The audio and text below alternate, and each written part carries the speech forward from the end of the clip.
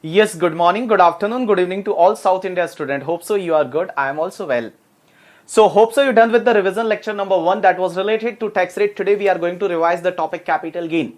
So capital gain charging section is 45.1 means when capital gain is applicable. So as per section 45.1, any profit or gain arising from transfer of capital asset shall be taxable under the head capital gain in the year in which transfer took place. So from charging section, three things is very clear. First is there should be a capital asset. That capital asset should be transferred, and third, capital gain will be taxable only in the year in which transfer took place. Whether you receive the consideration or not, that is irrelevant. Capital gain will be taxable in the year in which transfer took place. Now first section is what is the meaning of the capital asset. So capital asset is basically defined in section 2 clause 14, and as per 2 clause 14, property of any kind held by SSC. Any kind means whether it is movable, immovable, tangible, intangible, whether it is connected with your business or not, that is a capital asset. So I can say that in one line they covered the all asset of this particular planet. They covered the all asset, means all asset are treated as capital asset, but basically four asset are excluded from the definition of capital asset. First exclusion is a stock in trade. A stock in trade is not a capital asset because obviously whenever you transfer the stock in trade, then income is taxable under the head business and profession, or you can say that PGBP. Second is a movable personal asset. Whenever you transfer the movable personal asset, that is not treated as capital asset, capital gain is not applicable. Now question is that what is the meaning of personal asset? Personal asset means asset which is used by SSC or his dependent family member for the personal purpose, that is called your personal asset. So whenever you transfer the movable personal asset, then capital gain is not applicable because it is not treated as capital asset. But now try to understand, there are 6 assets.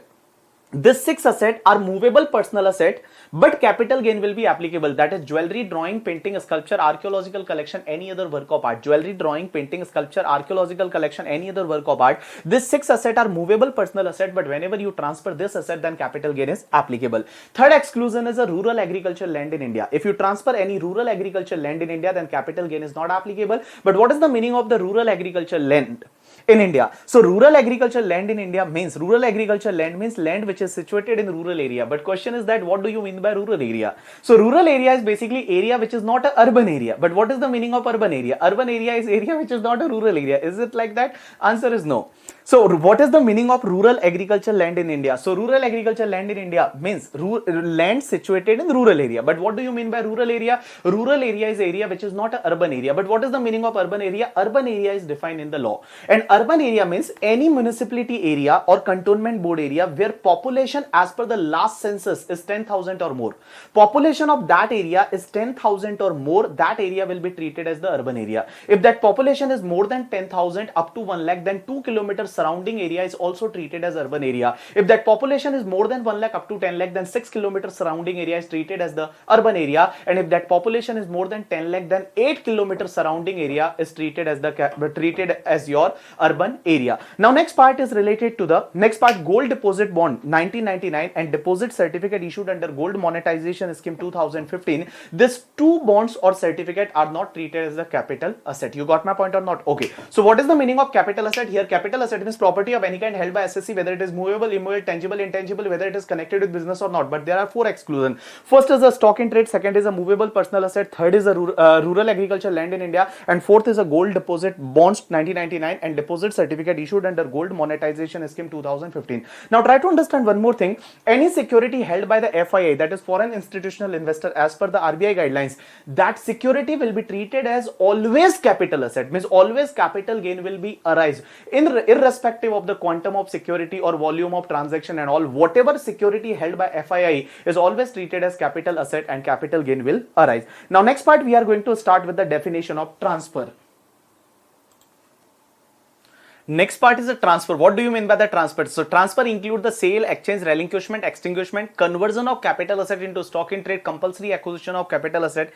In case of zero coupon bond, if there is a redemption, then it is treated as the transfer. And in case of the immovable property, possession is transfer, it is treated as transfer. And in case of cooperative housing society and all, if your share certificate is transfer, then it is treated as a transfer of capital asset. So what do you mean by transfer? All people please pay attention. So transfer means sale, exchange, relinquishment, extinguishment, conversion of capital asset into stock in trade, compulsory acquisition of capital asset, redemption of zero coupon bonds. In case of immovable property, if possession is handed over, it is treated as the transfer. And in case of the cooperative housing society and all, if your share certificate of that property is transfer, it is treated as the transfer. Now there are basically two types of capital asset. One is the long term, one is the short term.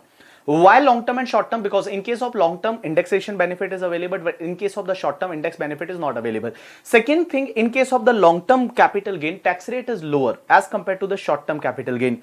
So what do you mean by the long term capital asset and short term capital asset? All people please pay attention. All people please pay attention. First part, in case of any security but other than unit, any security other than unit listed in any recognized stock exchange in India, UTI units and mutual fund equity oriented units and zero coupon bonds, period of holding you have to check for 1 year.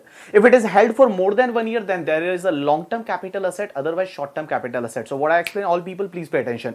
In case of the security, any security but other than unit, any security other than unit listed in any recognized stock exchange in India, UTI का units, mutual fund का equity oriented unit and zero coupon bonds, 1 year period of holding. In case of immovable property and shares of company, means shares which were not covered in the first part, so shares of the company and immovable property, there is a period of holding of 2 years, and in case of any other asset, period of holding you have to check is a 3 years. Now try to understand how to compute the capital gain. So computation of capital gain is defined in section 48, and as per section 48 you have to check the how you will calculate the capital gain. First, take the full value of consideration minus transfer expenses, cost of acquisition, cost of improvement. You will get your amount of capital gain. But now try to understand one thing. Suppose I purchased one plot of land 10 years ago, and in the last year only I constructed one building, and in the current year I am selling that land and building together for 50 lakh rupees. So question is that I have to calculate the capital gain on that plot and that building separately or combined. Right answer is separately. As per the case law of the Supreme Court, if your land was long term and building is short term, then you have to bifurcate the consideration between two parts towards the land and building, and on land there will be a long term capital gain, and on building there will be a short term capital gain. Now next part is related to, sir, question is that how to calculate capital gain, and in section 48 there is a second proviso. Second proviso is saying that if there is a long term capital asset, then your cost of acquisition and cost of improvement you have to take as index cost of acquisition and index cost of improvement. But how you will calculate the, how you will convert your cost of acquisition into index cost of acquisition? So please try to understand. For index cost of acquisition, just take the cost of acquisition, multiply by index of the year of transfer and divide by index of the year of acquisition. And for index cost of improvement, take the cost of improvement, multiply by index of the year of transfer, divide by index of the year of improvement. Now this index number, you have to just remember that 1 to index number was the 100, and for your examination, that is financial year 1920, your index number is 289. If any asset is acquired before 1/4/2001, then you can take the cost of that asset or fair market value as on 1/4/2001, whichever is higher. So you have an option that if any asset is acquired before 1/4/2001, because indexes start from the 1st April 2001, so if any asset is acquired before 1/4/2001, then you have to take the cost or FMV as on 1/4/2001, whichever is higher. Now try to understand one more thing. Any improvement done before 1/4/2001 you have to ignore. Any improvement done before 1/4/2001 you have to ignore, because that improvement factor is already included in FMV as on 1/4/2001. Now there is a first proviso to section 48, and as per the first proviso to section 48, in case of the non-resident, you know that normally we calculate the capital gain in Indian currency, but this is the one case in which you have to calculate the capital gain in foreign currency and after that reconvert into the Indian currency if three conditions are satisfied. This proviso is applicable if three conditions are satisfied. First condition, assessee should be non-resident. Asset is a share or debenture of Indian company, and if that asset were acquired in the foreign currency, then capital gain you have to calculate it in foreign currency and after that reconvert into the Indian currency. Now question is that how you will calculate the capital gain in foreign currency. First take the full value of consideration. You will get the Examiner will give you the full value of consideration in Indian currency. You have to convert it into the foreign currency by applying average rate on the date of transfer. Now question is that what is the meaning of average rate?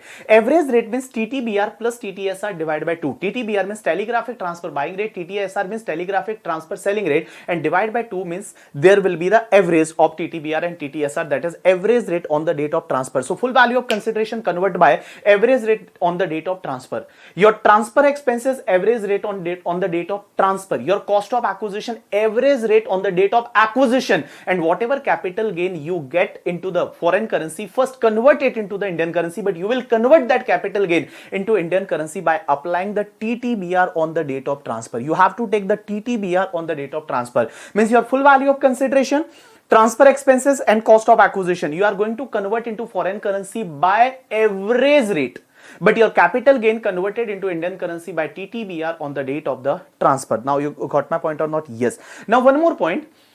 In this proviso, whenever you calculate the capital gain, then second proviso to section 48 is not applicable. It means indexation benefit is not available.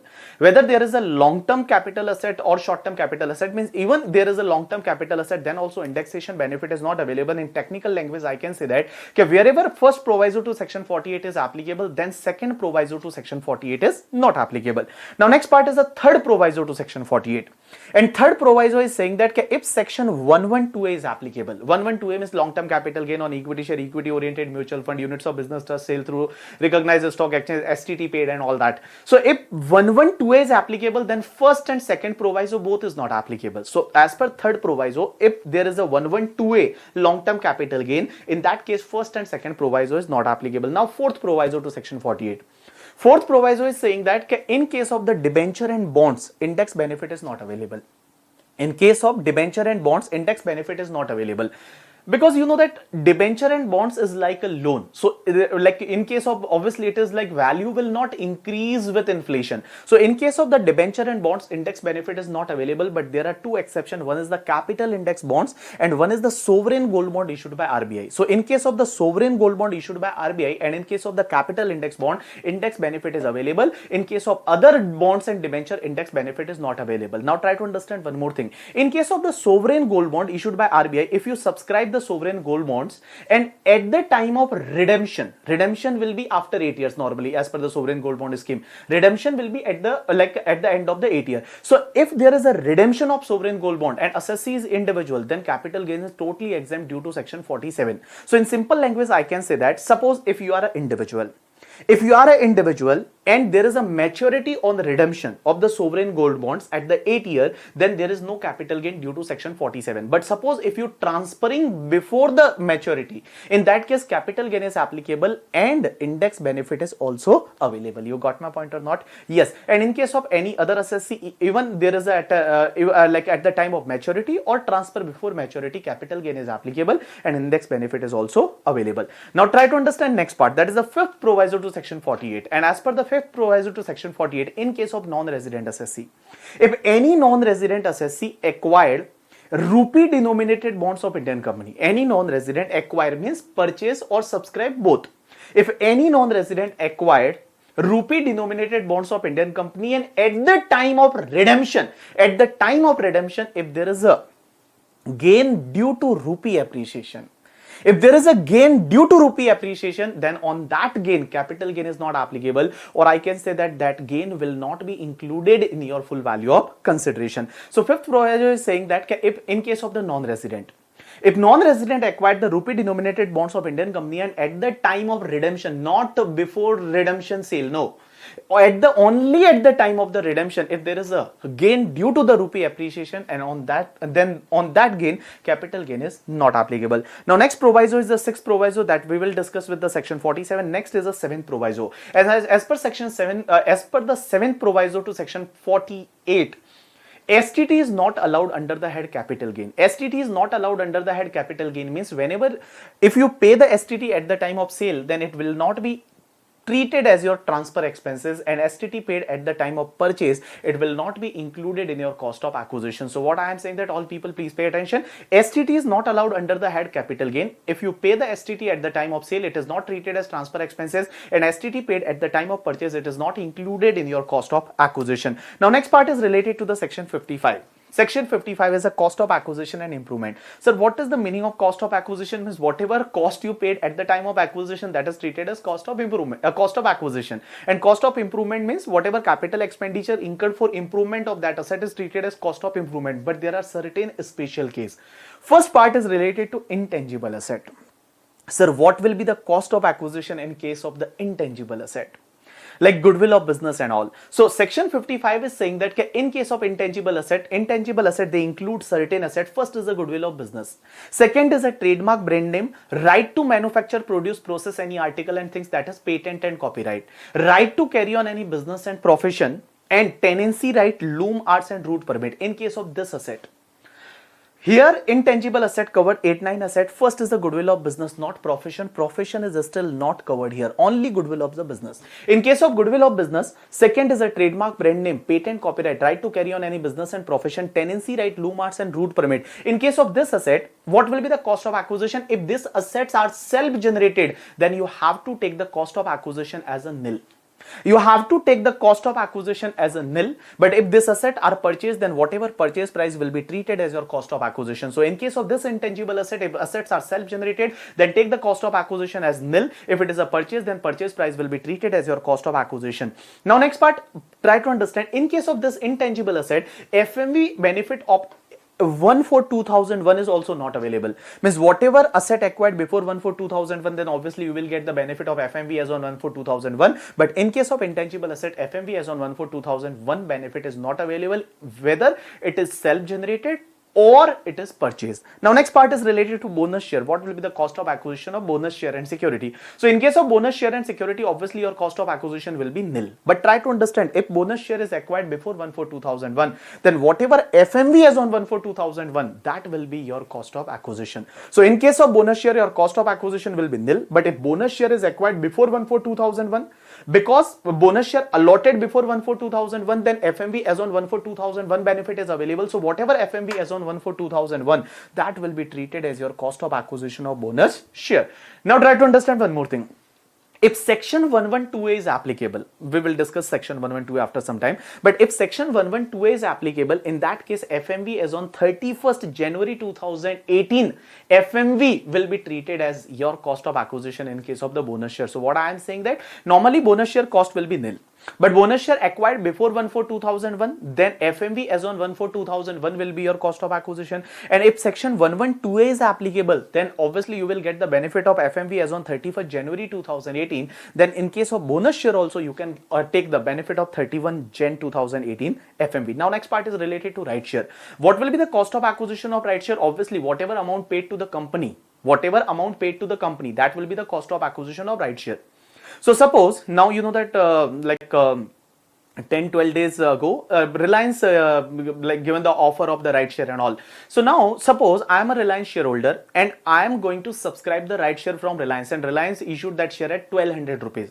Then what will be the cost of acquisition? 1200. Whatever amount paid to Reliance, that will be my cost of acquisition. But suppose I am not going to subscribe that right share and I am renouncing that right to someone. Like suppose you want to subscribe that right share, but you don't have that right, and I am going to renounce the right in favor of you. Then in case of renouncement also capital gain is applicable. Suppose I renounce the right, not right share, right to you for 100 rupees per right. In that case, capital gain is applicable in my hand. Now question is that what will be the full value of consideration? That renouncement price is full value of consideration. Cost of right, answer is nil. There is no cost of right, and whatever the amount, whatever renouncement price, that will be treated as your short-term capital gain. Why short-term capital gain? Because period of holding of right will be considered from the offer date till the renouncement date. Offer date till the renouncement date, and from offer date to the renouncement date, it will never be more than 3 years. So here it will be always be a short term capital gain. You got my point or not? Yes. Now question is that what will be the cost of acquisition in your hand? So in your hand cost of acquisition will be whatever amount paid to company plus amount paid to the BB sir, means amount paid to company plus cost of that right, that total will be treated as your cost of acquisition. But what will be the period of holding in case of share and security? Try to understand, always in case of share and security, your period of holding will be considered from the allotment date.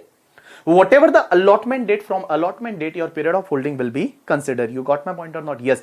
Now next part is related to in case of the corporatization or demutualization of stock exchange. You know that BSE and NSE earlier were AOP BOI. But now it is converted to the company. Now it is a BSC Limited. Earlier were AOP BOI. And suppose we can take one example. Motilal Oswal was the member of that AOP BOI. So earlier all share broker were the member of AOP BOI, and they have to acquire the membership card of that AOP BOI. So suppose Motilal Oswal was purchased membership card of BSC for rupees 5 crore. Now it is converted into the company. So Motilal Oswal is going to get the share of the BSC Limited. So now question is that what will be the cost of acquisition of that share? So cost of acquisition of that share will be whatever membership card cost. Whatever membership card cost, that will be treated as the cost of acquisition of share. And also Motilal Oswal is going to get the trading and clearing right. So what will be the cost of acquisition of trading and clearing right? The trading and clearing right cost of acquisition will be treated as the nil. Means you have to take the nil as a cost of acquisition of trading and clearing right. You got my point or not? Yes. Now next part is related to any other capital asset. Obviously, what will be the cost of acquisition of any other capital asset? Whatever cost incurred, that is cost of acquisition. If it is acquired before 1/4/2001, then FMV as on 1/4/2001 or cost whichever is higher will be treated as your cost of acquisition. Now next part is related to cost of improvement. What do you mean by cost of improvement? So cost of improvement means any capital expenditure incurred for improvement of asset is treated as cost of improvement. So cost of improvement you have to consider only if improvement took place on or after 1/4/2001. But try to understand in case of three assets. One is the goodwill of business, second is the patent and copyright, third is the right to carry on any business and profession. In this three asset, always treat cost of acquisition as a nil only. Means always consider nil cost of improvement. Cost of improvement in this three asset. One is the goodwill of business, patent and copyright, and right to carry on any business and profession. In case of this three asset, cost of improvement is always nil. But in case of any other asset, whatever improvement took place on or after 1/4/2001 will be treated as your cost of improvement. You got my point or not? Yes. Now next part is related to 49.5. That is income declaration scheme. In 2016, Modi government announced one scheme, name is the IDS, that is Income Declaration Scheme 2016. Now this scheme was applicable between 1st June 2016 till 30th September 2016 for 4 months basically. Now as per that scheme, like you can disclose all your black money or black asset, just you have to pay the 45% tax including penalty and interest. You have to just pay the 45% and your money will be the white money. So in that scheme, they like you know that they offer they given one option that you can disclose your property also. So suppose I can take one example. In 2007 I purchased one flat for 1 crore rupees. I purchased one flat for 1 crore rupees, but that was out of the black money. Now in IDS scheme, if I want to disclose that flat, then I have to pay the tax at the rate 45% on the whatever fair market value as on 1st June 2016. So suppose that flat I purchased for 1 crore, but on 1st June 2016 that FMV was 5 crore. So just I have to pay the 45% tax on that 5 crore. Then my property will be treated as now white property, you can say that.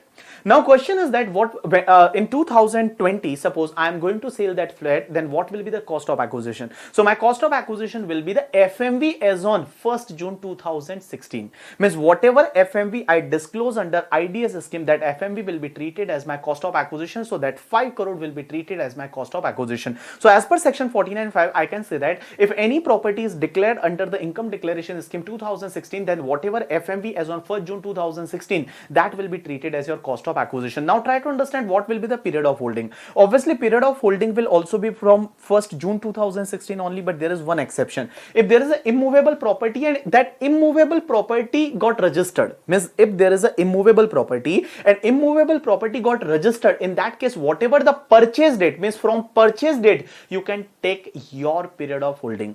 So normally what will be the period of holding? So period of holding will be from 1st June June 2016 only. But immovable property registered by the registered deed, in case like suppose immovable property is registered, in that case whatever your purchase date will be treated, from purchase date you can take your period of holding. Now indexation will be from 1617 only. Indexation will be from 1617 only. You got my point or not? Yes. So this is all about section 45 subsection 5. Now next part is related to the exception of section 45(1). Now you know that as per section 45(1), capital gain is taxable in the year in which transfer took place. Capital gain is taxable in the year in which transfer took place, but there are basically 4 exceptions. First exception is of 45 subsection 2, that is conversion of capital asset into stock in trade. Now normally capital gain is taxable in the year in which transfer took place, but this is the first exception, that is conversion of capital asset into stock in trade. In case of conversion of capital asset into stock in trade, your transfer is took place in the year of conversion, but you have to pay the tax in the year only, in the year in which a stock is sold. Means you have to pay the capital gain tax in the year in which a stock in trade is sold. Now, how you will calculate the capital gain or business income? So capital gain as well as business income both will be taxable in the year in which a stock in trade is sold. First, capital gain. So for capital gain, take the full value of consideration is FMV as on date of conversion minus cost of acquisition, cost of improvement, index cost of acquisition, index cost of improvement. You will get your capital gain amount. And for business purpose, whatever sale value of the stock and that FMV of that capital asset on the date of conversion, that will be treated as your business cost, and there will be a business income. Now try to understand, this business income and capital gain income both will be taxable in the year in which a stock in trade is sold. Now question is that, sir, if proportionate stock in trade is sold, then if your stock in trade is sold proportionately, then capital gain is also taxable proportionately. You got my point or not? Yes. Now there is a one CBDT circular, and that CBDT circular is related to section 54 EC. In case of section 54 EC, you know that you can invest in the NHI, RECL, PFCL or IRFCL bonds, and what will be the time limit for acquiring that bond? That is 6 months from the date of transfer. But in case of section 45(2), suppose if section 45(2) is applicable, in that case that 6-month time limit will not be calculated from the date of transfer. It will be calculated from the date on which a stock in trade is sold. Now next scenario, next part is related to conversion of stock in trade into capital asset. Sir, what will happen if we convert our stock in trade into capital asset? Then what will happen? So try to understand. They introduce some provision by the Finance Act 2018, and that this is the basically reverse situation, you can say that. Suppose I am having some stock in trade and stock in trade is converted into capital asset. So lawmaker is saying that whenever you convert your stock in trade into capital asset, in that year whatever FMV, on that FMV you have to pay the PGBP tax, or you can say that that income will be taxable under the head PGBP. So what I am saying that, all people please pay attention. If your stock in trade is converted into capital asset, so in the year in which conversion took place, in that year only you have to pay the tax on your business income, and whatever FMV as on the date of conversion, that will be treated as cost of acquisition of that capital asset. Cost of acquisition of that capital asset. You got my point or not? Okay. There is one difference basically between both the provision. First provision we discussed, that conversion of capital asset into stock in trade. In case of conversion of capital asset into stock in trade, your capital gain and business income both will be taxable in the year in which a stock in trade is sold. But like in this scenario, in case of conversion of stock in trade into capital asset, your business income will be taxable in the year in which conversion took place, and capital gain will be taxable in the year in which capital asset will sold. And what will be the cost of acquisition of capital asset? Whatever FMV as on date of conversion will be treated as your cost of acquisition of capital asset. You got my point or not? Yes. Now next part is related to the compulsory acquisition of capital asset. Compulsory acquisition of capital asset is treated as transfer. Capital gain is applicable. Normally capital gain is applicable in the year of transfer, but here there is an exception. As per section 45 subsection 5, in case of compulsory acquisition of capital asset, your transfer is took place in the year in which asset is compulsorily acquired, but tax will be paid in the year in which compensation is received. Tax will be paid in the year in which compensation is received. Now how you will calculate the capital gain? So suppose first you receive the initial compensation, then full value of consideration will be the initial compensation minus cost of acquisition, cost of improvement. Capital gain will be applicable in the year in which initial compensation is received. Suppose assessee not satisfied with initial compensation and he file a case to the High Court or Supreme Court or any authority, and your compensation is increased or enhanced. In that case, on that enhanced or increased compensation, your capital gain will be applicable in the year in which that enhanced compensation is received.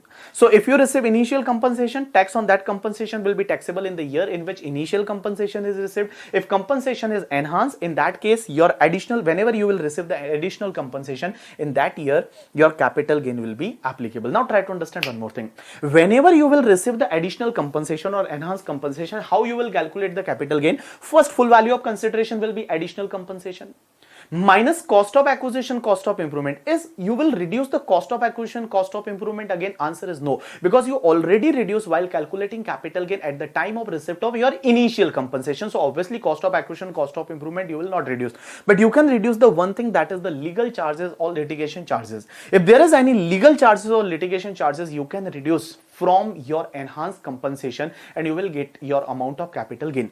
Now question is that on enhanced compensation, that capital gain will be long term or short term? That will depend on your original computation. At the time of initial compensation, if at the time of initial compensation there were long-term capital gain, in that case on enhanced compensation also there will be a long-term capital gain, because you know that like capital gain nature will depends on the period of holding of your asset. Your asset was long-term, in that case capital gain will be long-term, initial or enhanced both. And if your asset was short-term, in that case your capital gain will be short term, additional or like initial, both, you can say that. Now try to understand, if you receive the compensation in installment, then what will happen? In case of initial compensation, if your initial compensation is received in installment, then whole initial compensation will be taxable in the year in which first installment is received. Because initial compensation, government, like you know that there is a fully assurance of initial compensation.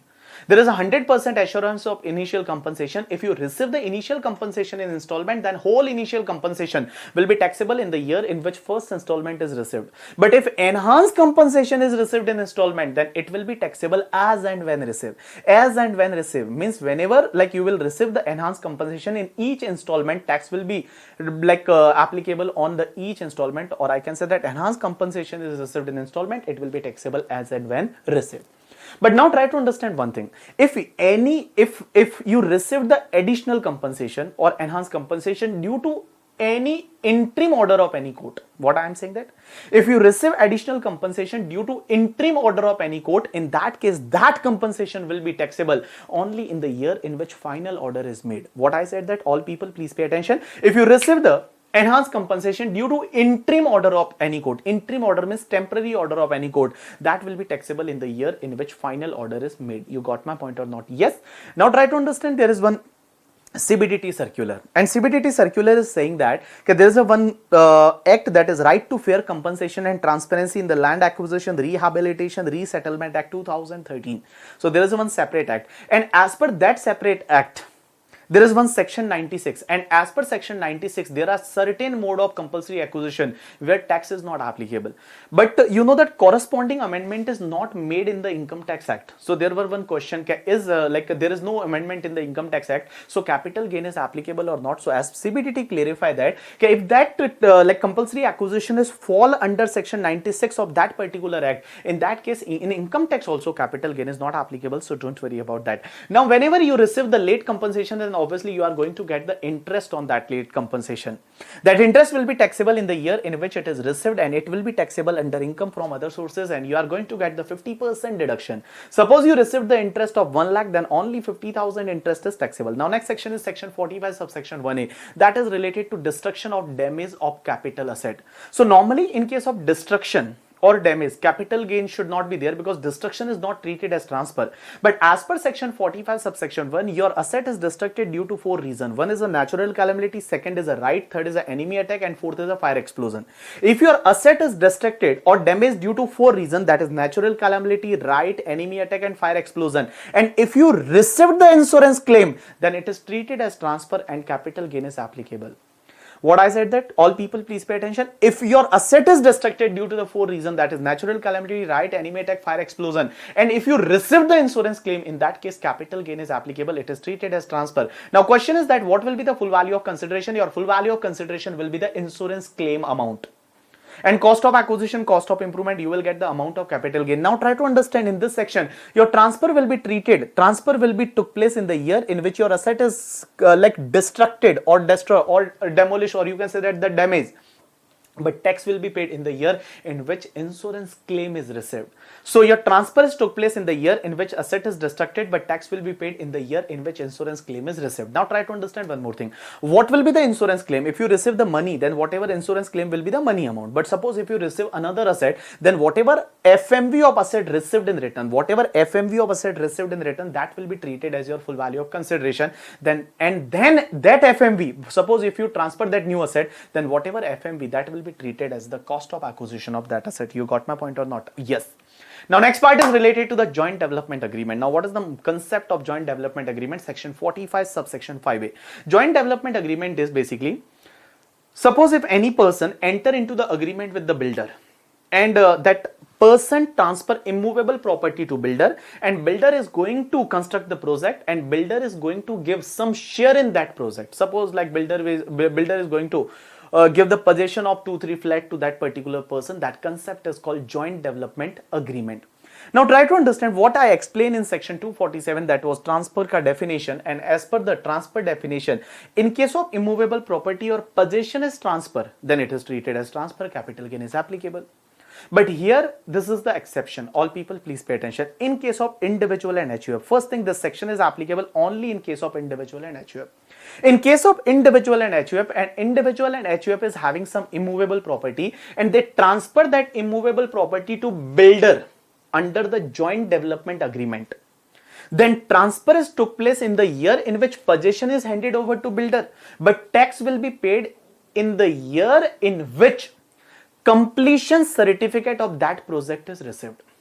Means what I am saying, that all people please pay attention. Your transfer took place in the year in which possession is handed over to builder, but capital gain will be taxable in the year in which CC is received by that builder.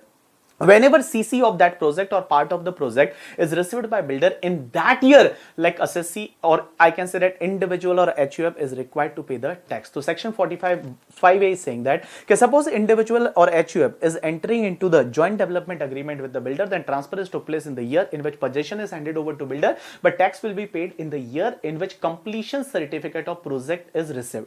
Now try to understand what will be the full value of consideration. Full value of consideration will be whatever stamp duty value of this individual HUF, means assessee share in that project, stamp duty value of assessee share in that project on the date on which CC is issued or completion certificate is issued. So whatever stamp duty value of assessee share in that project on the date on which CC is issued, and if suppose builder is also giving some cash or money, then that money should be forming part of, that should be added to your full value of consideration.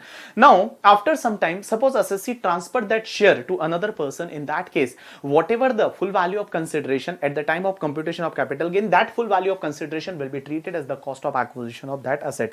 I already given you the two example, you can check, you will able to understand, don't worry about that. So this is the exception of section 45 subsection 1. So all people please pay attention, I am going to revise again the exception of section 45 subsection 1. 45 subsection 1 is saying that capital gain is taxable in the year in which transfer is took place, but there are basically 4 exceptions. First is the in case of conversion of capital asset into stock and trade, your transfer is took place in the year of conversion, but tax will be paid in the year in which a stock and trade is sold. In case of compulsory acquisition of capital asset, your transfers took place in the year in which your asset is compulsorily acquired, but tax will be paid in the year in which compensation is received. In case of destruction, your transfers took place in the year of destruction, but tax will be paid in the year in which insurance claim is received. And in case of the joint development agreement, your transfers took place in the year in which possession is handed over to builder, but tax will be paid in the year in which CC is received by the builder. You got my point or not? Yes. Now next part is related to section 45(3) and 45(4). There are two small sections. 45(3) is saying that whenever any partner transfer asset to partnership firm or member transfer asset to AOP BOI, in that case it is treated as transfer and capital gain is applicable. Means partner transfer asset to partnership firm as a capital contribution or otherwise, in that case capital gain is applicable in hands of the partner. What will be the full value of consideration here? So they are saying that in hands of the partner, full value of consideration will be the amount recorded in books of partnership firm. So whatever amount recorded in books of partnership firm, that will be treated as full value of consideration for partner. Now next section is 45(4). 45(4) is saying that whenever partner whenever partnership firm transfer asset to partner on retirement, or on like a retirement, or at any time partnership firm transfer asset to the partner, or AOP BOI transfer asset to the member, in that case capital gain is applicable in hands of the partnership firm or AOP BOI. What will be the full value of consideration? FMV as on date of transfer. Whatever FMV as on date of transfer, that will be treated as full value of consideration. Now next part is related to 45 subsection 2A, that is related to your demat security. So suppose if any person is having the demat account and he purchased some security and sells some security, then how you will determine that which security is basically transferred? So you have to follow the FIFO method, means first in first out method you have to follow for the purpose of computation of capital gain or identifying the security. Next part is section 50C. 50C is very interesting section that is related to the stamp duty value. Now all people please pay attention. Lawmaker is saying that if any person is having the immovable property means land, building, or land and building, and if any person is having immovable property and that immovable property is held as capital asset, and if you transfer that immovable property and SDV of that property is more than consideration by 105%, means SDV is more than 105% of consideration, in that case your SDV will be treated as full value of consideration. What I am saying that if you transfer the immovable property and your stamp duty value is more than 105% of consideration, in that case your SDV will be treated as the full value of consideration. Suppose if assessee is not satisfied with the SDV, then he may request to the assessing officer, and assessing officer may transfer your case to valuation officer. Suppose valuation officer determine the value and that value is more than the stamp duty value. Valuation officer value is more than the stamp duty value, in that case valuation officer value will be ignored. But suppose valuation officer value is less than the stamp duty value, in that case whatever value determined by valuation officer, that will be treated as the full value of consideration. You got my point or not? Yes. Now all people please pay attention. You have to consider the SDV, that is the stamp duty value, but the stamp duty value of which date? Basically date of agreement or date of registration. Normally stamp duty value you have to be considered on the date of registration. You have to opt the SDV on the date of registration, but there are exceptions. All people please pay attention. What I am saying that SDV you have to take or consider or opt on the date of registration, but if date of registration and date of agreement are not same, if date of agreement and date of registration are not same, then you can take the SDV on the date of agreement if you received any consideration or part thereof up to the date of agreement by account pay check, account pay demand draft, any mode of electronic clearing system through bank account, or any other electronic mode as may be prescribed. What I am saying that all people please pay attention.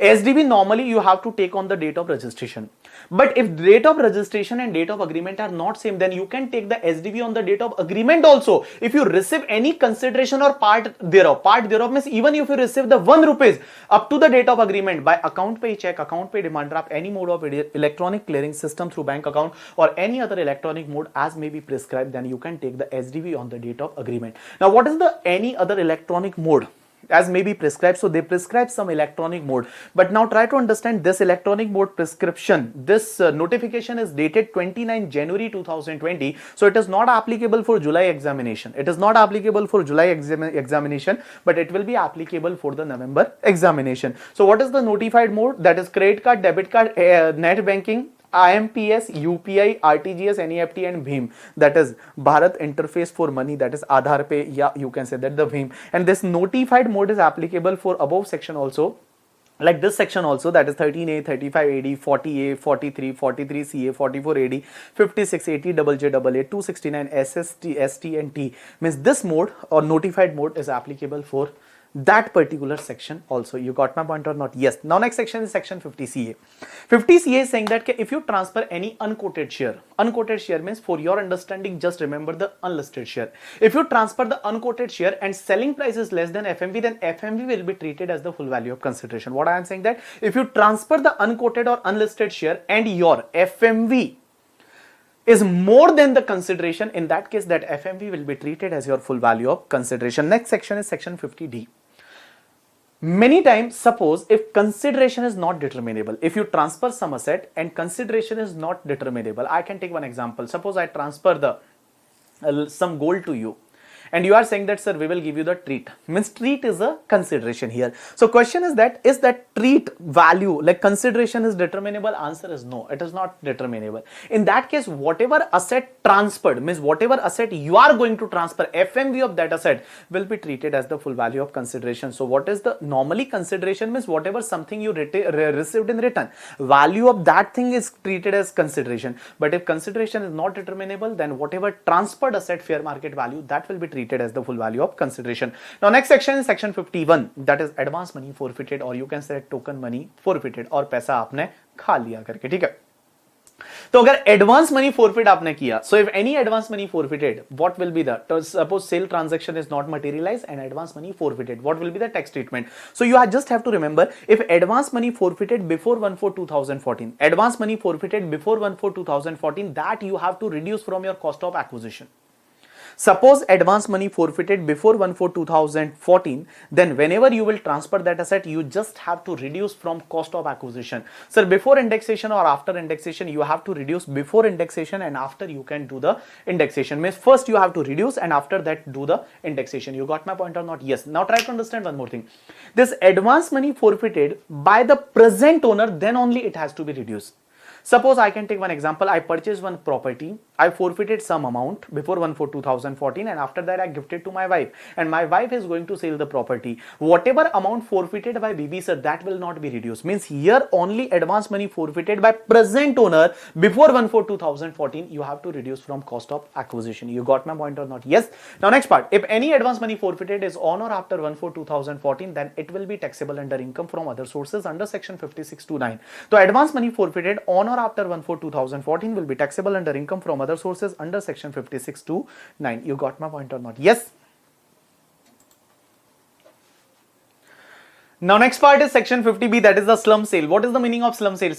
Slum sale means sale of undertaking or unit of some business or segment of some business for a lump sum consideration without assigning value of individual asset and liability. Means there is no assignment of individual asset and liability value. Means you transfer any undertaking or segment or part of that undertaking for a lump sum consideration, then this section is applicable. Now in case of slum sale, treat that particular undertaking or part or segment as a one asset and calculate the capital gain. What will be the full value of consideration? Just take the whatever lump sum consideration that is treated as full value of consideration minus transfer expenses, cost of acquisition. What will be the cost of acquisition? So in this case, your cost of acquisition will be the net worth of that particular transferred undertaking. You can say that net worth will be the treated as cost of acquisition. How you will calculate the net worth? So net worth means asset minus liability. For asset, there are two kind of asset. One is a depreciable asset, non-depreciable asset. For depreciable asset, you have to take the WDV as per the Income Tax Act. For depreciable asset, you have to take the WDV as per Income Tax Act, and for non-depreciable asset, just take the book value, and liability you have to reduce at book value. You will get your net worth. Now try to understand here. If your asset is revalued even before 10 years, 6 years, 5 years, 2 years, you have to remove the effect of the revaluation. Means revaluation effect you have to be removed. Now try to understand whatever net worth, that net worth will be treated as a cost of acquisition, but here also index benefit is not available. Here also index benefit is not available. Even that now question is that like in this case, there will be a long term or short term capital asset that depends on the undertaking. If that undertaking is held for more than 3 years, then there will be a long term capital gain, and if that undertaking is not held for more than 3 years, then there will be a short term capital gain. Even there is a long term capital gain, then also indexation benefit is not available. You got my point or not? Yes. So I can say that, I can summarize that there are 4 instances or 4 cases where there can be a long-term capital gain, but index benefit is not available. First is that the first proviso to section 48, non-resident taxation and conversion and all that, index benefit is not available. Second is a debenture and bonds. In case of debenture and bonds, index benefit is not available. Third is the section 112A. If section 112A is applicable, then index benefit is not available. And fourth is a slum sale. In case of slum sale, index benefit is not available. Now we are going to start with the section 47. There are certain transactions that is not treated as transfer. So there are certain transactions are not treated as transfer, or I can say that the exempt transfer. If you undertake this transaction, then capital gain is not applicable. First, there is a partition on the there is a distribution of asset on the partition of HUF. If HUF is a partition took place, there may be a partial or total partition of HUF. Nowadays, only total partition is there in the Income Tax Act. So if there is a partition of HUF and asset is distributed to member, then it is not treated as transfer. Capital gain is not applicable. Second is a gift, will, or irrevocable trust. If you transfer any asset under the gift, then it is not treated as transfer. Capital gain is not applicable, but there is one exception. If you gift any share or security which is received under ESOP, if any person received share as security as a ESOP, and if he gift that asset to someone, then capital gain is applicable. But question is that what will be the full value of consideration here? FMV as on the date on FMV as on the gift date. Whenever you gift that asset or ESOP, FMV as on that date will be treated as your full value of consideration. You got my point or not? All people, please pay attention. What I am saying, that gift is not treated as transfer, capital gain is not applicable, but there is one exception. There is one exception. If you receive any share under the ESOP and if you gifting that share to someone else, in that case, on the date of gift, whatever FMV, that will be treated as full value of consideration and capital gain is applicable. Third, in case of amalgamation, if amalgamating company transfer asset to amalgamated company, then it is not treated as transfer. Capital gain is not applicable. Condition is that amalgamated company, or I can say that new company should be a Indian company. Now, fourth and fifth condition. Fourth and fifth is saying that in case of holding to subsidiary, if holding company transfer asset to subsidiary company or subsidiary company transfer asset to a holding company, then capital gain is not applicable. There are two conditions. First condition is that holding company should hold entire share capital of subsidiary company, means 100% share of subsidiary company should be held by the holding company. And second condition is that transferee company should be the Indian company. So basically there are five transactions. Five transactions are not treated as transfer. First is the HUF partition, second is a gift, third is the amalgamation, fourth is a holding to subsidiary, and subsidiary to holding. It is not treated as transfer. Capital gain is not applicable. Now try to understand. Suppose I gift some asset to some person or my relative or any person. It is not treated as transfer. Capital gain is not applicable. But suppose that transferee again transfer that asset to someone, then capital gain will be applicable. But what will be the cost of acquisition? Cost of acquisition will be the cost to the previous owner as per section 49 subsection 1. Period of holding is also from previous owner and index benefit is also from previous owner as per the case law of the Manjula J. Shah. So if you received any asset due to the section 47 mode and capital gain was not applicable in hands of earlier transfer, in case of the earlier transfer, in that case, cost of acquisition, cost to the previous owner, period of holding is also from previous owner, and indexation is also from previous owner. You got my point or not? Yes. Now try to understand one more thing.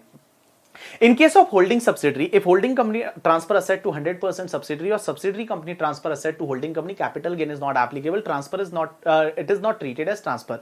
But there is one section 47A, and 47A is saying that all people, please pay attention. All people, that transfer is not treated as transfer, capital gain is not applicable. But now try to understand, there are two conditions. Okay, within 8 years from the date of transfer, within 8 years from the date of transfer, the transferee company should not convert that asset into stock in trade, and there should be 100% holding subsidiary relationship for 8 years. What I am saying, that all people, please pay attention. Holding subsidiary holding, it is not treated as transfer. Capital gain is not applicable, but there is restriction due to section 47A. 47A is saying that for 8 years from the date of transfer, that transferee company should not convert that asset into stock in trade. And second, that 100% holding subsidiary relationship should be exist for 8 years. If there is a violation, means either convert into stock in trade or cease to be hold 100% share capital, then whatever capital gain exempt earlier in hands of transferor company, now that will be taxable. Means exemption claim earlier by transfer company, that will be withdrawn and it will be taxable. Now it will be exemption will be withdrawn and it will be taxable in hands of transfer company in the year in which original transfer took place. Means suppose transfer took place 2 years ago, and now in this year that condition is violated, then in original year, means 2 years ago, we will calculate the capital gain, we will rectify the return of the transfer company, and in case of transfer company, now capital gain will be applicable, and capital gain is applicable only in the year in which original transfer took place. Means we have to rectify the return of the transfer company. You can say that. Okay, you got my point or not? Yes. Now next part is related to, suppose you are the shareholder of the next part, that next condition, next exempt transfer is section the point number 6. And point number 6 is saying that suppose if there is an amalgamation of the two foreign company, if there is an amalgamation of two foreign company and one foreign company is transferring shares to another foreign company, and that is the Indian company share. What I am saying that all people please pay attention. There are two foreign company. One name is a Limited. Suppose one name is a Limited and one is the B Limited. One is the A Limited, one is the B Limited. Both are foreign company. Okay? Both are foreign company. Now what happened? A Limited is holding shares of the Reliance Industries Limited. A Limited is holding share of the Reliance Industries Limited, and Reliance Industries Limited is an Indian company. Now what happened? A Limited is merged with the B Limited, means A Limited is an amalgamating company, B Limited is amalgamated company. So in amalgamation, A Limited transferring share of Reliance to the B Limited, in that case it will not be treated as transfer. Capital gain is not applicable if two conditions are satisfied.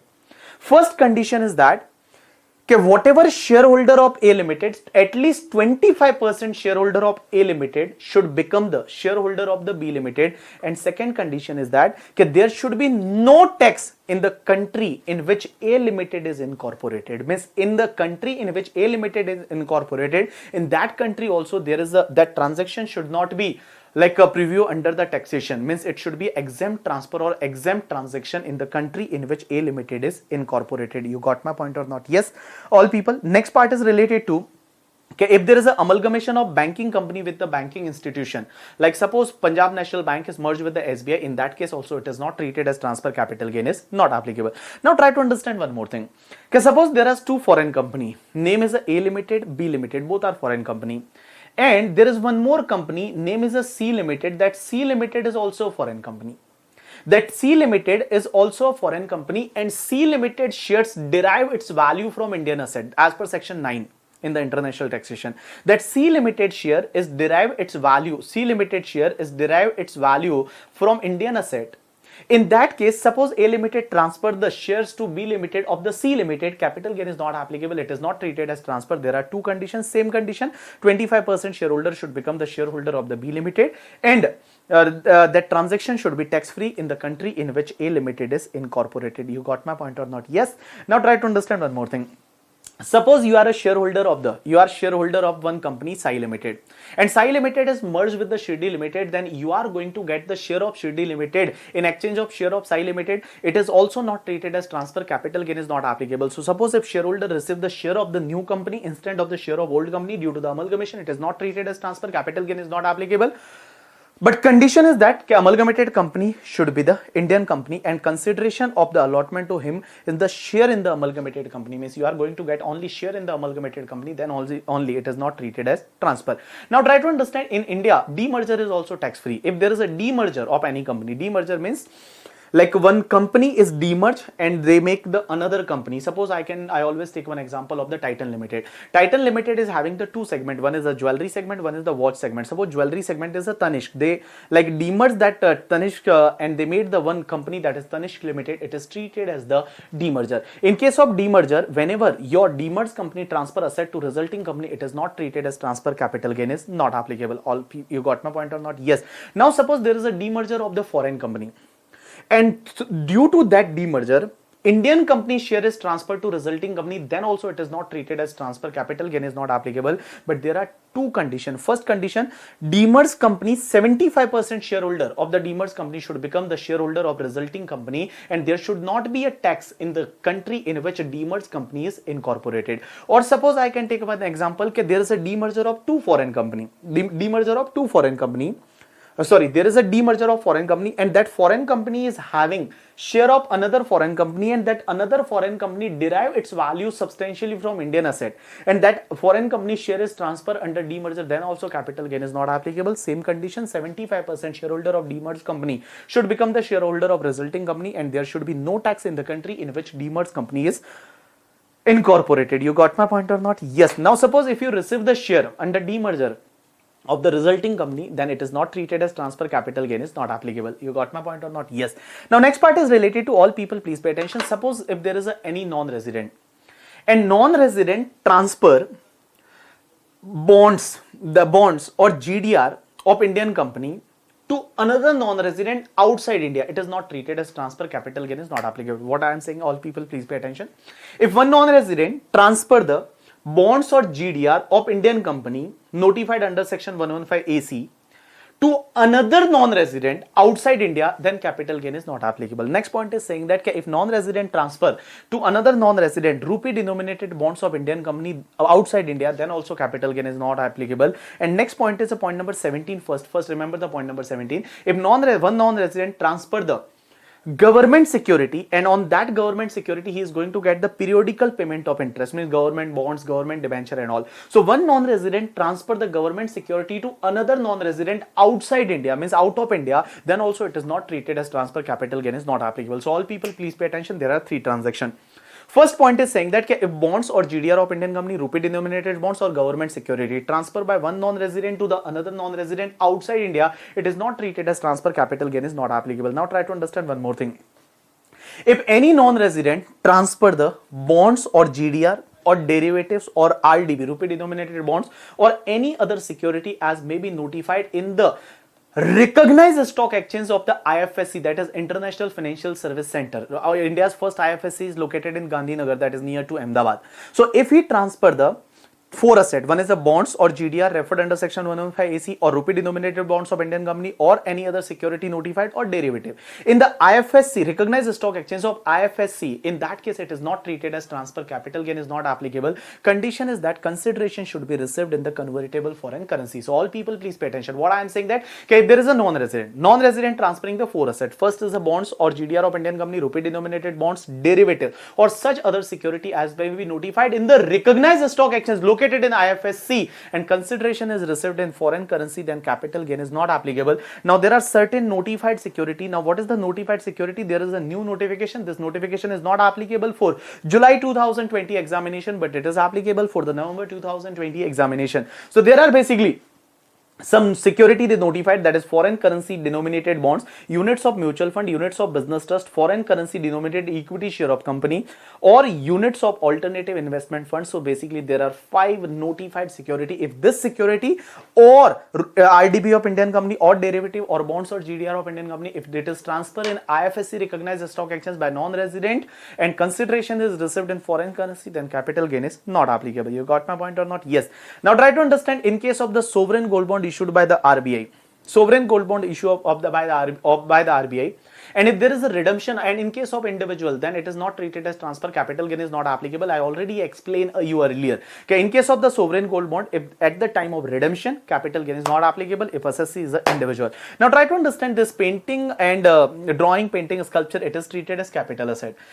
Capital gain is applicable. But suppose if that drawing, painting and books and all, if you transfer this asset to the government or National Art Gallery or National Museum or National Archive, in that case, or any public museum or any notified institution, then it is not treated as transfer. Capital gain is not applicable. You got my point or not? Yes. All people now please pay attention. If there is any debenture, bonds, debenture stock or deposit certificate of any company, and that debenture, bonds, deposit certificate or debenture stock of that company is converted into share or a debenture of that company, then that conversion is not treated as transfer. Capital gain is not applicable. Suppose I am having the bonds of the Tisco and Tisco bond is converted into the equity share of Tisco today, then at the time of conversion it is not treated as transfer. Capital gain is not applicable. But whenever you will transfer that share, then capital gain is applicable. Answer is yes. Period of holding you will take from the date on which debenture stock, deposit certificate is acquired, and indexation is also available from the date on which that debenture stock or deposit certificate is acquired. You got my point or not? Yes. So what I am saying that, okay, if you are having the debenture, bonds, deposit certificate or debenture stock, and that is converted into debenture or share of that company, at the time of conversion it is not treated as transfer. Capital gain is not applicable. But whenever you will transfer that share or new debenture, then capital gain is applicable. Cost of acquisition, you have to take the cost of acquisition of that earlier asset, and period of holding is also from the date of acquisition of earlier asset. Next part is related to conversion of preference share into equity share. Suppose if you are having preference share of any company and that preference share is converted into equity share, it is not treated as transfer. But whenever you will transfer the equity share, that type capital gain is applicable. What will be the cost of acquisition? Cost of acquisition of preference share. Period of holding is also from the date of acquisition of preference share, and indexation is also from the date of acquisition of preference share. You got my point or not? Yes. Now try to understand if there is any sick industrial company and sick industrial company transfer any land, then it is not treated as transfer, capital gain is not applicable. Sick industrial company transfer any land, then it is not treated as transfer, capital gain is not applicable. Now try to understand one more thing. All people, I already explained you like BSc Limited, NSC Limited earlier were the AOP BOI, now it is a company. So in BSc and NSC, if any person was the member and he was holding the membership card, and that membership card is transferred in exchange of the shares of BSc NSC, and he is going to receive the trading and clearing right, it is not treated as transfer, capital gain is not applicable. But whenever he will transfer the share of that BSc NSC, then cost of acquisition of original membership card will be treated as cost of acquisition, and period of holding will also from the date on which original membership of that stock exchange was acquired. You got my point or not? Yes. Next part is related to stock lending scheme. Suppose if any person lend the stock, means share and security, is lending for some time to other person, then a stock lending scheme is not treated as transfer, capital gain is not applicable. In case of reverse mortgage scheme is applicable for basically for senior citizens. So in case of the reverse mortgage scheme, whenever senior citizen died or expire, that time if asset is transferred to bank, in that case it is not treated as transfer, capital gain is not applicable. So in case of the reverse mortgage scheme, it is not treated as transfer, capital gain is not applicable. And try to understand, whenever he receive any consideration under reverse mortgage scheme, that consideration is also totally exempt due to section 10. So if you received any consideration under reverse mortgage scheme, that is totally exempt. And reverse mortgage scheme, whenever you transfer the asset under reverse mortgage scheme, it is not treated as transfer, capital gain is not applicable. Now next part is related to the succession or succession. There are basically three kind of succession or conversion of business, and that three kind of succession or conversion of business is totally exempt, capital gain is not applicable. First point, all people please pay attention. If any partnership firm is converted into company, if there were any partnership firm and that partnership firm is converted into company, it is not treated as transfer, capital gain is not applicable if four conditions are satisfied. First condition, all asset and liability of partnership firm should be transferred to company. Second, all partner of partnership firm should become the shareholder of company, and they are going to receive the share of that company in the proportion in which their capital account were stored in the partnership firm. So whatever capital account ratio, in the same ratio they are going to get the share from the company. Third condition, that partner should receive only share of the company. And fourth condition, that partner should have the equity shareholding or voting power shareholding for at least 5 years. That should not be below the 50%, means 50% or more equity shares should be held by that partner for next 5 years from the date of the conversion. You got my point or not? All people please pay attention. So what I am saying, that if partnership firm is converted into company, it is not treated as transfer, capital gain is not applicable. There are four conditions. First condition, all asset and liability transfer, all partners should become the shareholder in the same ratio in which capital account was stored, and partners should receive only shares from the company, and partners should be hold at least 50% or more equity share for next 5 years. You got my point or not? Yes. Next part, if any proprietary concern is converted into company. So if any proprietary concern is converted into company, it is not treated as transfer, capital gain is not applicable. But condition is that, first condition, that all asset and liability should be transferred. Second condition, that proprietor should become the shareholder obviously, and proprietor should receive only shares from that company, and proprietor equity shareholding in that company should not be less than 50% for next 5 years. Means next 5 years he should hold at least 50% or more equity share in that particular company. Now next part is related to, if there is a company that is small company, and company is converted into LLP, then also capital gain is not applicable. What I am saying, that company is converted into LLP, then also capital gain is not applicable. But there are basically 7-8 conditions. First condition is that all asset and liability should be transferred. Second condition, that all shareholder of company should become partner of that LLP, and in case of LLP, their PSR and capital in LLP should be in the same ratio in which their capital was there in that particular company. Third condition, like shareholder should receive only PSR and capital in LLP. Fourth condition is that shareholder should be hold at least 50% or more PSR in that LLP for next 5 years from the date of conversion. Means for next 5 years they should hold at least 50% or more PSR in that LLP. Now there are three extra conditions. First condition is that turnover of that company in the last 3 previous years should not be more than the 60 lakh. Means up to 60 lakh, means last 3 year turnover of that company should be up to 60 lakh. One more condition, in the last 3 years their total asset as per balance sheet should not be more than 5 crore. And last condition is that from the date of conversion, within 3 years after the date of conversion, that LLP should not distribute accumulated profit to the partner. Means whatever accumulated profit on the date of conversion, that accumulated profit should not be distributed to the partner within 3 years after the date of conversion. You got my point or not? Yes. Suppose in this case or 3 succession case, if any condition is violated, then whatever capital gain exempted earlier shall be taxable in the year in which violation took place, shall be taxable in the year in which violation took place in hands of the successor, because you know that there is no predecessor, because predecessor is already, their business is already discontinued and all, and now there is a new assessee, or I can say that the successor. So in the year of succession, whatever capital gain exempted earlier due to section 47, that will be taxable in hands of the successor. You got my point or not? Yes. Now all people please pay attention. Next part is related to there is a merger of basically schemes. Many times you know that in Kotak Mahindra mutual fund and all, there are lots of schemes. So lawmaker is saying that do one thing, please merge similar scheme. So suppose I can take one example. I am having the unit of scheme A, and Kotak Mahindra mutual fund is going to merge scheme A with the B. So I am going to get the scheme B unit in exchange of scheme A unit. So it will be treated as transfer or not. So lawmaker is saying that suppose you are going to get the units of new unit due to the merger of a unit, in that case it is not treated as transfer, capital gain is not applicable. But what will be the cost of acquisition? So suppose I received the unit B in exchange of unit A, then whatever cost of acquisition of my unit A, that will be treated as my cost of acquisition of unit B. Period of holding will be from the date on which unit A was acquired, and period of holding is cost of acquisition is also cost of acquisition, period of holding, and indexation is also from the date on which unit A A unit is acquired. You got my point or not? Yes. But this exemption at the time of merger, this exemption is available only if one equity oriented unit merge with another equity oriented unit, or debt oriented unit is merged with the debt oriented unit, then only that exemption is available.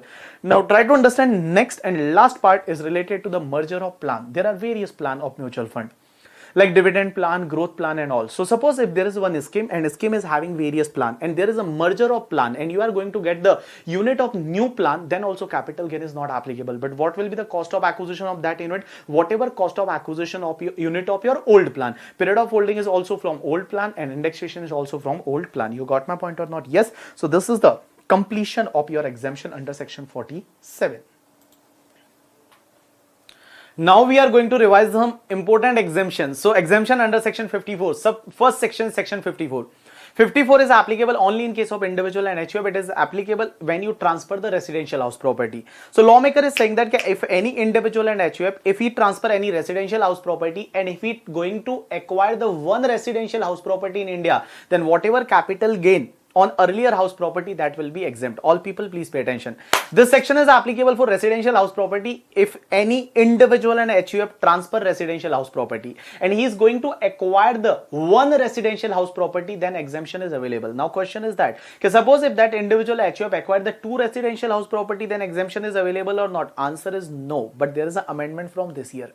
And amendment is saying that suppose if there is a long-term capital gain on that old house property, long-term capital gain on old house property is up to 2 crore, then assessee can acquire the two residential house property, and he can get the benefit of the exemption on two residential house property. But condition is that capital gain, that LTCG, should be up to 2 crore, and this benefit is available only once in the lifetime. Means two house property acquisition, this benefit is available only once in the lifetime. Now try to understand what is the time limit to acquire the another or new residential house property. Time limit is -1 +2 +3. Means new house property should be purchased within 1 year before the date of transfer, or purchased within 2 years after the date of transfer, or constructed within 3 years after the date of transfer.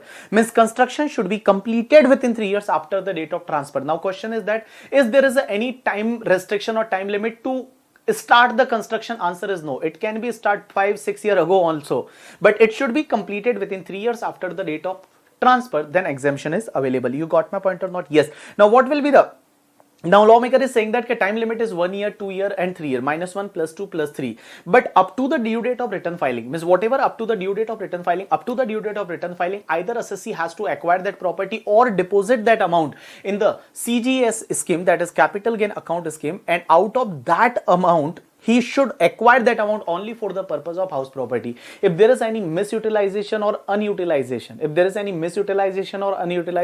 then whatever exemption claim earlier shall be withdrawn in the year of misutilization or unutilization, and it will be treated as the LTCG. You got my point or not? Yes. And in case of unutilization, it will be taxable in the year in which that 3 year is expired. So whenever the 3 year expire, in that year it will be taxable as LTCG. You got my point or not? Yes.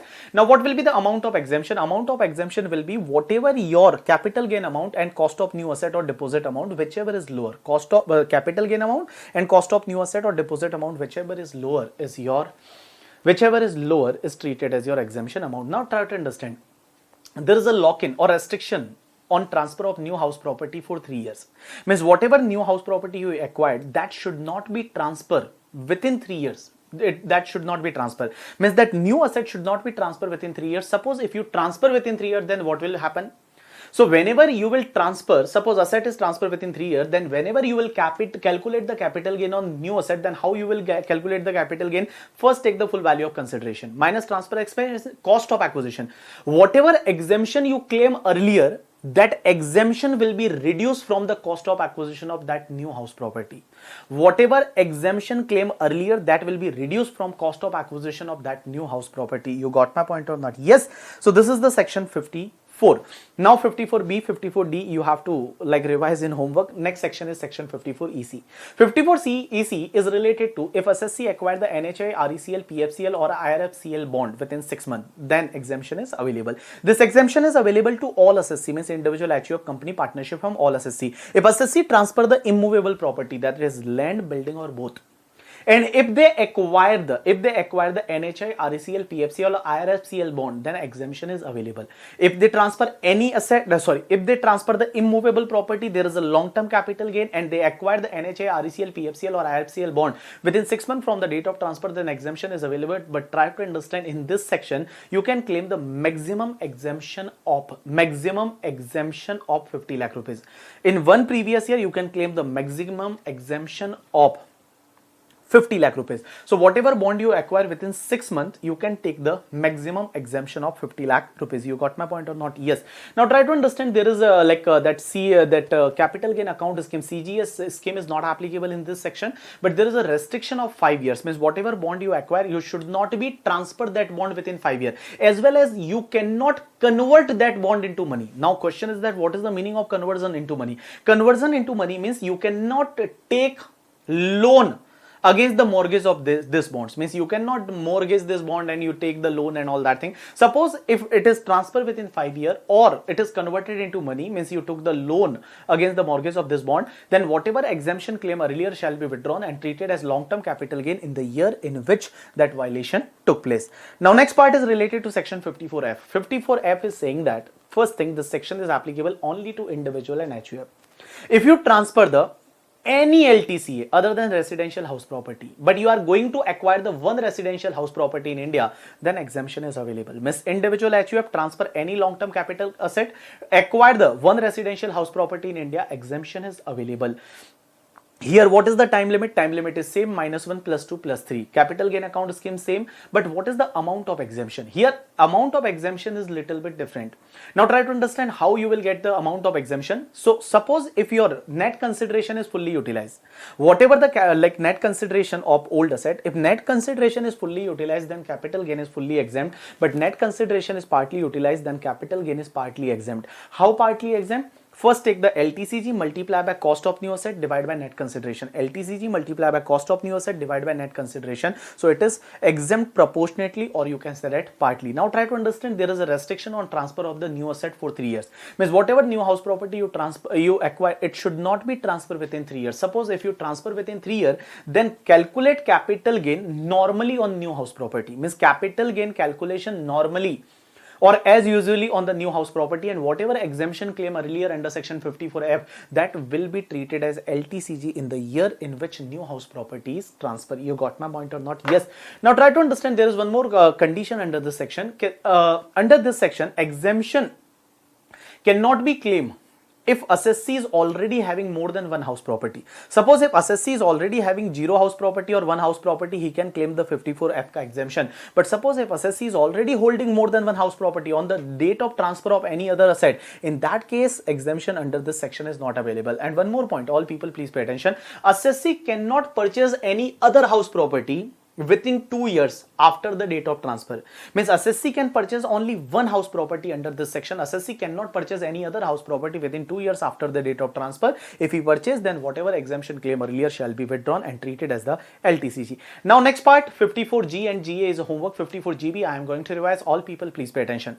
54GB is saying that suppose if any individual and HUF, this section is applicable only to individual and HUF.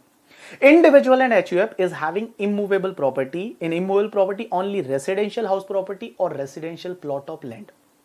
Individual HUF, this section is applicable to individual and HUF. Individual HUF is having residential house property or plot of land, and suppose if he transferred that residential house property or plot of land and there is a long-term capital gain, and assessee have to acquire the share of newly incorporated startup. Means assessee, what assessee has to acquire? Assessee has to acquire the share of the newly incorporated startup, and that startup will acquire new plant and machinery, then exemption is available to individual and HUF. What I am saying, that all people please pay attention. What I am saying, assessee is an individual HUF. He transferred the residential house property or plot of land, and there is a long-term capital gain on that asset. He has to acquire the equity share of the newly incorporated startup, and that startup will acquire the new plant and machinery, then capital gain is exempt in hands of this individual and HUF. Now try to understand one thing. Sir, what is the time limit to acquire the share? So here time limit is that individual HUF has to acquire the equity share of newly incorporated startup up to the due date of return filing of that assessee, and that company should acquire the new plant and machinery within 1 year from the date of subscription of share by individual HUF. So assessee has to acquire the equity share of a startup up to the due date of return filing of that assessee or individual HUF, I can say that, and that company should acquire the new plant and machinery within 1 year from the date of subscription of share by individual and HUF. You got my point or not? Yes. Now how you will what will be the exemption amount? Exemption amount will be similar to section 54F. If net consideration is fully utilized in plant and machinery, then capital gain is fully exemption, otherwise proportionate, that is LTCG multiplied by cost of new asset में plant and machinery divided by net consideration. You got my point or not? Yes. Now try to understand one more thing. Now question is that, sir, is that CGS, capital gain account scheme, is applicable to assessee? Answer is no. For individual and HUF, that CGS scheme is not applicable because individual and HUF has to acquire that equity share up to the due date of return filing. But for company, that new startup company, that CGS scheme is applicable. Means that company should acquire the new plant and machinery up to the due date of return filing of assessee, or that company should deposit that amount in the CGS account up to the due date of return filing of assessee. Then assessee can claim the exemption under section 54GB. You got my point or not? Yes. Now next part, all people please pay attention. That assessee, that is individual and HUF, should not transfer that share within 5 years from the date of acquisition. Means individual HUF, that assessee means individual HUF. Always I will say startup, that is a company. Okay? So individual HUF should not transfer that share within 5 years from the date of acquisition. If it is transfer the share within 5 years, then capital gain on share will be calculated separately, and whatever exemption claim earlier shall be treated as long-term capital gain in hands of assessee in the year in which he transferred the shares. Now try to understand, there is one more restriction, and that restriction is saying that that startup company should not transfer the new plant and machinery within 5 years from the date of its acquisition. Means that company should not transfer the new plant and machinery within 5 years from the date of its acquisition. Means company should not transfer the plant and machinery within 5 years from the date of its acquisition. If it is transferred within 5 years, then capital gain on plant and machinery will be taxable in hands of company. But whatever exemption claim earlier by individual and HUF, that will be treated as LTCG in the year in which company transfer the plant and machinery. You got my point or not? Yes, but try to understand for computer and computer software. And if a startup like in a computer and computer software, that restriction is not of 5 years, that restriction is applicable only for 3 years. So normally plant and machinery, other plant and machinery 5 years, but in case of the eligible startup, if computer and computer software, then obviously that time limit is 3 years. The restriction is lock-in is applicable only for 3 years because there is a technology development and all. So within 3 years, it should not be transferred. You got my point or not? Yes. Now, what do you mean by the company? Company means first condition that company should be new. Means company should be incorporated between 1st April of previous year till the due date of return filing of that previous year. Second condition is that company should be engaged in eligible business. Third condition is that that assessee individual HUF should hold at least 25% share, at least 25% share or voting power of that company. And last condition is that company should be treated as the eligible startup. Now question is that eligible business means business of the innovation, development or improvement of product, process and service, or a scalable business model with the high potential of the employment generation and wealth creation. Obviously there is no need to remember the definition. Eligible startup means incorporated between 1st April 2016 till 1st April 2021. Turnover of that company in the year in which 80 IAC deduction is claimed, that should not be more than the 25 crore. And third condition is that a startup should hold the certificate of eligible startup as from the IMBC, that is the Inter-Ministerial Board of Certification. Now try to understand here, new asset means whenever that company acquired the new plant and machinery. So new plant and machinery means it should not be a second hand. Plant and machinery will not include the any plant and machinery installed in office premises or residential accommodation or computer software or vehicle or plant and machinery on which 100% deduction is claimed. Now you are saying that sir, you are you may ask us, sir, you are saying that computer software is not included in the definition of plant and machinery, but for the startup, technology driven startup, that computer and computer software is an essential part of the business. So here lawmaker is saying that don't worry about that. In case of the eligible startup, and in eligible startup, if there is a technology driven startup and they acquire the computer or computer software, then it will be forming part of your asset. You got my point or not? Yes. Now next section and last section. Exemption, there are two sections basically. One is the 1037. 1037 is saying that in case of individual and HUF, individual and HUF is having any urban agriculture land, and that urban agriculture land was used by that assessee or parents for 2 years before the date of transfer for agriculture purpose. And if there is a compulsory acquisition of that urban agriculture land, then capital gain is not applicable. It is totally exempt. Next section is 1037A. 1037A is basically applicable only for the people located in Amravati in the state of the Andhra Pradesh. You know that after the split of the Andhra Pradesh, the new state is Telangana, and Hyderabad is transferred to the Telangana. So Andhra Pradesh is going to develop the new capital, that is the Amravati. So this section is applicable only for the person located in the Amravati. So lawmaker is saying that all people please pay attention. 1037 is A. This section is saying that if only individual and HUF, this section is only applicable to individual and HUF. Suppose individual and HUF is having any immovable property in the area of Amravati on the 2nd June 2014. Means individual HUF is having immovable property, that is land, building or land and building in the area of Amravati on the 2nd June 2014, and they transfer that immovable property, means individual HUF transfer that immovable property to the government under land pooling scheme, then it is not treated as transfer. Capital gain is not applicable. Here government will issue the LPOC, that is land pooling owner certificate. So immovable property transfer, like individual HUF received the LPOC, capital gain is not applicable, it is exempt. Suppose that individual HUF transfer that LPOC, land pooling ownership certificate, then also capital gain is not applicable. Suppose he not transfer the LPOC, and in exchange of LPOC, government is going to give the possession of developed plot to that individual HUF. So suppose in exchange of LPOC, individual HUF received the developed plot in the area of the Amravati after development of that capital. Then he received the developed plot, and if he transferred that developed plot within 2 years from the end of the year in which possession is received, then also capital gain is not applicable. What I am saying that all people please pay attention. Individual HUF located in the area of Amravati of the Andhra Pradesh under land pooling scheme. If he transfer the immovable property, he received the LPOC, it is not treated as transfer, capital gain is not applicable. If he transfer the LPOC, capital gain is not applicable. If he receive the developed plot and he transferred the developed plot within 2 years from the date, 2 years from the end of the previous year in which possession is received, in that case also capital gain is not applicable. But if he transfer after 2 years, then capital gain is applicable. But now question is that what will be the cost of acquisition? Then cost of acquisition will be the stamp duty value at the end of that 2 years from the end of the year in which possession is received, end of 2 years, whatever SDV will be there, that will be treated as the cost of acquisition. You got my point or not? Yes.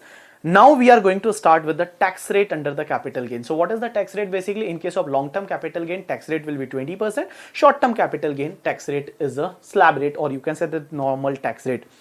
But there are certain special tax rate, like long-term capital gain 20%, short-term capital gain like normal tax rate, or you can say slab rate, or 30%. But for share and security, there are some special tax rate. So now we are going to start with the section 112A.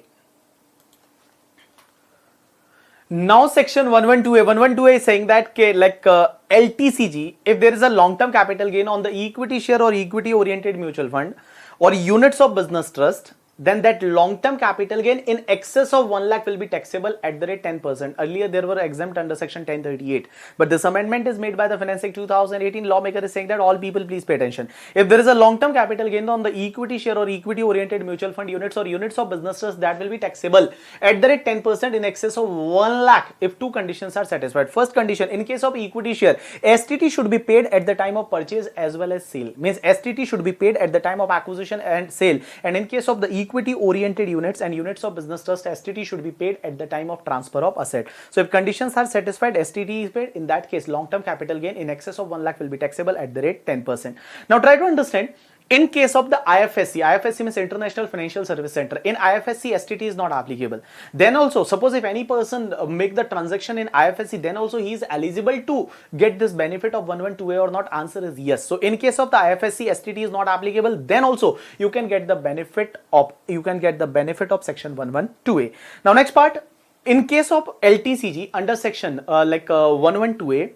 Deduction under chapter 6A is not available. Deduction under chapter 6A is not available against the LTCG under section 112A, as well as the 87A rebate is also not available. So 87A rebate, that is also not available against the LTCG under section 112A. You got my point or not? Yes. Now try to understand. All people please pay attention. What I am saying that in case of equity share, there is a condition that STT should be paid at the time of acquisition as well as at the time of transfer. At the time of acquisition as well as at the time of transfer, but CBDT have the power, and that power is given under this section. CBDT can notify certain transaction, and on that transaction if STT at the time of purchase is not paid, then also is it okay? No problem. Benefit of 112A is applicable. Means there are certain transaction, on those transaction if STT at the time of acquisition is not paid, only paid at the time of the sale, then also benefit of 112A is applicable. And what is this transaction? First, if any share, equity share is acquired before 1st October 2004, because STT was introduced with effect from 1st October 2004. So before 1st October 2004, obviously there was no concept of STT, so there is no question to pay the STT. So if any share is acquired before 1st October 2004 without STT, then you can claim the benefit of 112A. Even STT is not paid at the time of acquisition. Means STT you have to pay only at the time of sale. And second, if any share is acquired on or after 1st October 2004, but STT is not leviable on that transaction. Means share acquired on or after 1st October 2004, but STT is not applicable on that acquisition. In that case also no problem. Pay STT only at the time of sale and you can get the benefit of 112A. But there are three exceptions. Lawmaker is saying that in these three cases, 112A benefit is not available. In these three cases, 112A benefit is not applicable. First is part C. Part C is saying that suppose if there were any listed share, but that company share got delisted, and from the date on which company share got delisted, till the date on relisted, means before the date on which share got relisted, between that delisting period, if you acquire any share, then obviously you not paid the STT. Then 11(2)(a) benefit is not available, even you paid the STT at the time of sale. So what I am saying that in 3 cases 11(2)(a) benefit is not available. Basically in 3 cases 11(2)(a) benefit is not available. Suppose if you acquire the share in delisting period. Second point is saying that suppose if there is listed equity share, existing listed equity share, and that existing listed equity share is not frequently traded, and you acquired that share through the preferential issue, in that case also 11(2)(a) benefit is not available. Means if any person acquired the share under the preferential issue, existing listed equity share, but he acquired under the preferential issue, in that case 11(2)(a) benefit is not available. But there are certain exceptions. If Supreme Court, High Court, NCLT, SEBI or RBI is approved that acquisition, then it is okay, no problem, 11(2)(a) benefit is available. Or if it is acquired by the non-resident in accordance with the FDI guidelines, then benefit is available. And if it is acquired by the investment fund or qualified institutional buyer, then exemption is available. Then benefit is available. Now next part, all people please pay attention. Suppose if any existing listed equity share is acquired, but that is not acquired through recognized stock exchange. What I am saying that all people please pay attention. Existing listed equity share, but you are acquiring that share not through recognized stock exchange, then 11(2)(a) benefit is not available. But there are certain exceptions. First exception is that suppose if you acquired that share through issue of share, whenever company issue the share, then obviously first issue will be out of market, out of recognized stock exchange, and after that share will get listed. So suppose if you like share acquired through the issue of share, then it is okay, no problem. Or it is acquired and that is approved by Supreme Court, High Court, NCLT, SEBI, RBI, then it is okay, no problem. Or suppose if you acquired under the ESOP scheme, then it is okay, no problem. Or acquired by non-resident under FDI guidelines, then it is no problem. Acquired from government, then there is no problem. Or acquired under transaction referred under section 47, that is through the gift or slum sale and all. Or it is acquired by the investment fund or qualified institutional buyer, then it is no problem. All people please pay attention. I am going to explain you again. What I am saying that 11(2)(a) benefit in case of equity share is applicable only if you paid the STT at the time of acquisition and at the time of transfer. But in case of acquisition, if you not paid the STT, then it is also okay if government notified that transaction. Now try to understand. Government is saying that if any equity share is acquired before 1st October 2004, STT not paid, chalega, no problem at all. Only you have to pay the STT at the time of sale. 11(2)(a) benefit is available. Or acquired on or after 1st October 2004, but STT is not applicable, then also no problem. 11(2)(a) benefit is available. But in case of 3 transaction, 11(2)(a) benefit is not available if STT is not paid at the time of purchase. First, acquire the share during the delisting period. Second, acquired the share through the preferential issue. Or third, acquired the share out of the recognized stock exchange. But there are certain exceptions of this transactions also.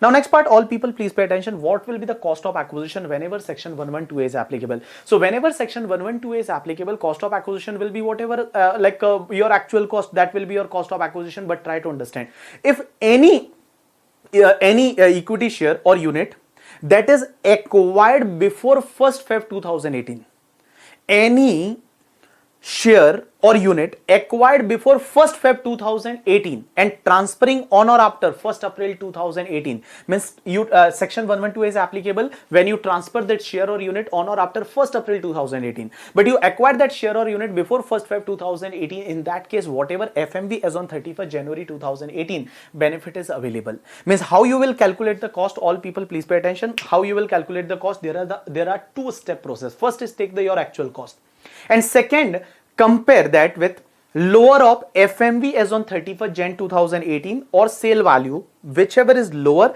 and whatever lower comes, that compare with this lower and cost of acquisition, whichever is higher, that will be your cost of acquisition. So what I am saying that all people please pay attention. If you acquire the shares or unit before 1st Feb 2018, because that Finance Bill 2018 was introduced by the Arun Jaitley as on the 1st Feb 2018, and before that you know that there was section 1038 and capital gain was exempt and all. There were no capital gain. They introduced the capital gain. So they are saying that there is a, like you can say that they are giving the benefit that whatever FMV as on 31st Jan 2018, that will be treated as the cost. But how you will calculate the cost, that is given in section 55. First take the whatever your actual cost and just take the actual cost, and second FMV as on 31st Jan or full value of consideration, whichever is lower, and compare, and actual cost whichever is higher will be your cost of acquisition. But now question is that how you will compute the cost of how you will compute the FMV as on 31st Jan 2018. So for computation of FMV as on 31st Jan 2018, there are two parts. Suppose if there is a listed share or security, listed share or unit on 31st Jan, if there were listed on 31st Jan 2018, then take the highest quote of that share or unit as on 31st Jan 2018, that will be the FMV. But suppose if there were no trading on 31st Jan 2018, then whatever the preceding date, if trading was happened on 29 Jan or 28 Jan or 27 Jan, whatever last preceding date, whenever trading was there on that particular security, take the highest quote of that date. But suppose that equity share or unit were not listed on 31st Jan. Now it is listed, but on 31st Jan, suppose that is not listed. Then in case of unit, take the NAV as on 31st Jan 2018. But in case of the share, how you will calculate the FMV as on 31st Jan 2018? Take the cost of acquisition of that share and multiply by 272, that is index of the previous year 1718, and divide by index of the share, index of the year in which you acquired the share. So what I am saying that, suppose share unit were listed on 31st Jan, then you have to take the highest quote of that date. But suppose that was not listed on 31st Jan, then in case of the unit, you have to take the NAV as on the 31st Jan 2018, and in case of the equity share, take the cost, multiply by index of the year, that is 1718, and divide by index of the year in which it was acquired. You got my point or not? Yes. Now next section is 111A. 111A is saying that if there is a short-term capital gain on equity share or equity-oriented mutual fund or units of business trust, then short-term capital gain will be taxable at the rate 15%. Condition is that STT should be paid at the time of sale. Only condition is at the time of sale. In case of equity share also, STT should be paid only at the time of the transfer. Then STCG is taxable at the rate 15%. Against STCG, under section 111A, the deduction under chapter 6A is not available. One more thing, in case of IFSC, STT is not available, then also SSC can get the benefit of 111A. And in case of any other capital gain, long-term capital gain taxable at 20%, short-term capital gain taxable at normal tax rate. There is a proviso to section 112, and 112 proviso is saying that if there is any listed security other than unit, and zero coupon bond, there is an option to pay the tax 10% without indexation and 10% without indexation and 20% with indexation. But nowadays this proviso is not applicable. Nowadays this proviso is applicable only in case of the listed preference share. Basically, if there's a listed equity share, then obviously section 112A is applicable. You got my point or not? Yes. Now there is one more point, all people please pay attention. In case of the non-resident and foreign company, if there is any LTCG on unlisted shares, unlisted security and share. What I am saying that in case of non-resident, if there is a long-term capital gain on unlisted share and security, then that is taxable at the rate 10% without first and second proviso benefit. Means first proviso, that non-resident conversion into foreign to Indian currency, that is not applicable, as well as the index benefit is also not applicable. Now try to understand. Sir, question is that suppose if there is a LTCG 112A or STCG 111A or LTCG 112, that is 20% LTCG, can we claim the basic exemption benefit against LTCG? Answer is yes. This benefit is available only to resident individual and HUF. What I am saying that resident individual and HUF. So if there is a resident individual and HUF and your other income is lower than basic exemption, then unexhausted basic exemption can be claimed against LTCG 112A, LTCG 112 and STCG 111A. You got my point or not? Yes. Now question is that, sir, whenever we trade in the share and all, so when shares and security will be treated as capital asset or stock in trade? Because if it is treated as stock in trade, then your income is taxable under the head PGBP. But if it is treated as capital asset, then income is taxable under the head capital gain. So when it will be treated as capital asset or stock in trade, that depends on the fact to fact. You have to check the fact. Now there is one new CBDT circular, that is CBDT circular number 6 2016, and this circular is saying that all people please pay attention. First thing, the circulars are applicable only in case of the listed security, and you know that in the market 99% transaction took place in listed security only. So lawmaker is saying that where assessee itself declare income under PGBP, means himself, assessee himself declare security as a stock in trade irrespective of period of holding, in that case assessing officer will not dispute that. What I am saying, that first part, if assessee himself declare security as a stock in trade irrespective of period of holding, then assessing officer will not dispute. And second point, in case of listed security, if that listed security is held for more than 1 year, if that listed security is held for more than 1 year and assessee declaring that security as a capital asset, then assessing officer will not dispute. But if assessee is declaring at capital asset, then he cannot change his stand in the future years. You got my point or not? Yes. But in case of the unlisted security, obviously in case of unlisted security, there will be always a capital gain. In case of unlisted security, there will be always a capital gain only. Okay? But suppose if that transaction is questionable, transaction itself is a questionable, there is a, you can say that the lifting of corporate will type of transaction and all, in that case assessing officer may take the another view in case of unlisted security. You got my point or not? Yes. Now next part and last part is related to section 55A, that is reference to valuation officer. Question is that can assessing officer transfer your case to valuation officer if assessing officer is not satisfied with the fair market value? Because FMV concept, there is a FMV concept under section 45.2 also, 45.4 also, FMV concept, FMV as on 1/4/2001 also. There are at lots of places there is FMV concept. So suppose assessing officer is not satisfied with the FMV concept as FMV declared by the assessee, then can he transfer case to the valuation officer for computation of FMV? Answer is yes. In two cases. First case, suppose FMV claimed by assessee as per the registered valuer, means assessee submitted the registered valuer report and he claimed the FMV as per registered valuer, but assessing officer think that there is a variation in AO FMV and that registered valuer FMV.